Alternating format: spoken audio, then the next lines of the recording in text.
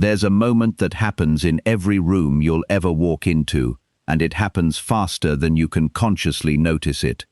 Within the first few seconds, everyone in that room has already, silently, ranked who actually holds power, and it almost never matches the org chart, the job title, or who's officially in charge. Somehow, everyone just knows, and once that silent ranking forms, it's almost impossible to undo. Machiavelli spent his entire life obsessed with exactly this question, not who technically holds power, but who actually holds it, the real thing, the invisible thing everyone can feel, but almost nobody can define. And what he discovered didn't just explain kings and empires, it explains why certain people command a room the second they walk in, while others with more talent, more resources, and better intentions somehow keep getting overlooked and outmaneuvered. Quick disclaimer before we start. This is an educational breakdown of historical writing and psychology, not professional advice. By the end of this video, you're going to understand power the way Machiavelli did, as a psychological phenomenon, not a job title. And you're going to start noticing in real time who actually has it, who's faking it, and who's quietly about to lose it. Let's get into it. Part 1. What Machiavelli actually meant by power. Before we go further, we need to correct a mistake almost everyone makes about Machiavelli's entire body of work. Most people assume power in Machiavelli's world meant armies, titles, and wealth. It didn't, not primarily. Machiavelli was far more interested in something subtler, the psychological state of being obeyed without needing to force the issue every single time. He observed something crucial watching Italian city-states rise and collapse. Rulers with enormous armies still lost control constantly, while some rulers with almost nothing managed to hold entire territories together through sheer perceived authority. The difference wasn't resources. It was something happening inside the minds of the people being ruled. This is the foundational idea we're building on today. Real power isn't a possession, it's a belief that exists inside other people's heads. A shared, often unspoken agreement that this person's decisions matter more than anyone else's in the room. And because it lives inside other people's perception rather than in your hand, it can be built and it can vanish far faster than most people realize. Part 2. Why perceived power beats real power. Here's where this gets genuinely strange, and where Machiavelli's insight becomes almost uncomfortable. He argued, repeatedly, that the appearance of power often mattered more for maintaining control than the actual substance behind it. Not because substance doesn't matter at all, but because most people never test it. They simply react to the signal of power and rarely investigate whether the signal is backed by anything real. Think about how quickly a room adjusts around someone who simply behaves as though they belong at the head of the table. Nobody usually checks their credentials in real time. The behavior itself, the calm, the certainty, the lack of hesitation, is read as evidence of legitimate authority, often before any actual evidence has been presented. This is why Machiavelli spent so much time advising rulers on posture, presentation, and controlled visibility, not because he was shallow, but because he understood something about human psychology that modern research would later confirm. People default to reading confident behavior as competent behavior, even when the two have nothing to do with each other. This cuts both ways, and it's worth sitting with. It means power can be built faster than most people assume, through consistent, calm, unshaken presentation. It also means power built purely on appearance, with nothing real underneath it, is fragile, because the moment someone finally tests it and finds nothing there, the entire illusion can collapse in a single moment. Part 3. The psychology of who gets obeyed without asking. Let's get specific about the actual mechanism, because this is where you can start applying it. Machiavelli noticed that the most secure rulers weren't the ones who issued the most commands. They were the ones whose preferences were anticipated and acted on before they even had to ask. Servants moved a certain way, advisors phrased things a certain way. The entire environment adjusted itself around this person's likely reaction, automatically. This is one of the purest signs of real psychological power, when people around you start managing your potential reaction before you've had one. It's subtle, and it's usually invisible to the person receiving it, but it's one of the clearest signals of where real influence sits in any group.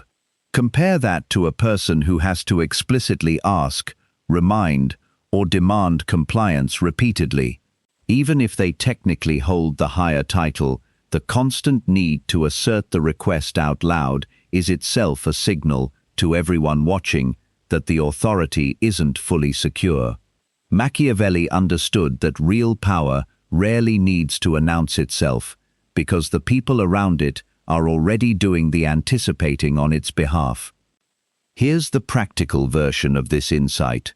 Watch, in any room you're in, who people check with before making even small decisions, not officially, just instinctively, with a glance or a pause. That person, regardless of their job title, usually holds more real psychological power than the room's official hierarchy would suggest. Part 4. Why power slips away quietly before it collapses loudly. Now here's the part of Machiavelli's thinking that almost nobody applies to their own life, and it might be the most valuable insight in this entire video. Machiavelli observed that power rarely collapses suddenly. It erodes quietly first, in small, easily dismissed moments, long before the dramatic, visible collapse anyone actually notices. A ruler ignored once in a minor decision, a request quietly not followed up on, a moment of disrespect that goes unaddressed because it seemed too small to matter. Individually, none of these moments look dangerous. That's exactly why they're dangerous. Machiavelli's insight was that these small erosions compound, and by the time the collapse becomes visible and dramatic, the actual loss of power happened much earlier, in 100 tiny moments nobody bothered to track. This applies far beyond politics. Think about authority in a workplace, a friendship group, even a household. The moment someone's reasonable request gets casually ignored without consequence and nothing happens, that's not a neutral event. It's a small, quiet renegotiation of who actually holds influence in that relationship. Do it enough times, and the formal title becomes almost decorative, disconnected from the real distribution of influence in the room. This is why Machiavelli placed so much emphasis on responding to small challenges early, before they compound, not out of pettiness, out of a clear-eyed understanding that psychological power is maintained through consistent reinforcement, and it degrades through consistent, quiet neglect. Part 5. The difference between authority and control. Here's a distinction Machiavelli drew that most modern discussions of power completely skip over, and it changes how you should think about influence in your own life. Authority is the formal right to make a decision. Control is whether people actually follow through on it without needing to be forced. These two things sound similar, but Machiavelli understood they're almost entirely independent of each other, and mistaking one for the other is how a lot of people in positions of authority lose real control without ever noticing. A person can hold complete formal authority, the title, the position, the legal right to decide, and still have almost no real control, because the people around them have quietly stopped genuinely deferring to their judgment. Meanwhile, someone with no formal authority at all can hold enormous real control simply because people have learned, through repeated experience, that this person's judgment is worth following. Machiavelli's advice was blunt about which one actually matters. Authority without control is fragile theatre. It looks like power until the first real test arrives, and then it evaporates. Control, even without formal authority, tends to be durable because it's built on genuine, repeated demonstration rather than a title that can be printed on anyone's door. This is why watching for real control, not just formal titles, tells you far more about how a group, a company, or even a family actually operates than any official chart ever will. Part 6.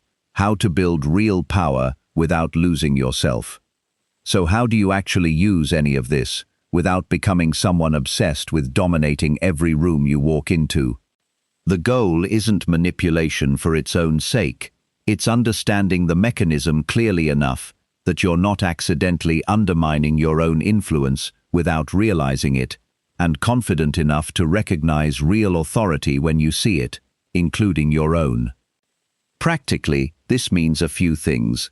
First, consistency matters more than intensity. Machiavelli's secure rulers weren't the loudest. They were the most predictable in how they responded to challenges, which is exactly what builds the kind of trust that becomes real control over time. Second, small moments of disrespect or being overlooked deserve a response, calmly and early, before they compound into a pattern everyone quietly accepts as normal. Third, calm, unshaken presentation genuinely does shape how people read your competence, not as manipulation, but as an honest acknowledgement of how human perception actually works. And just as importantly, this same framework helps you spot when someone is using pure appearance, with nothing real behind it, to claim authority they haven't actually earned.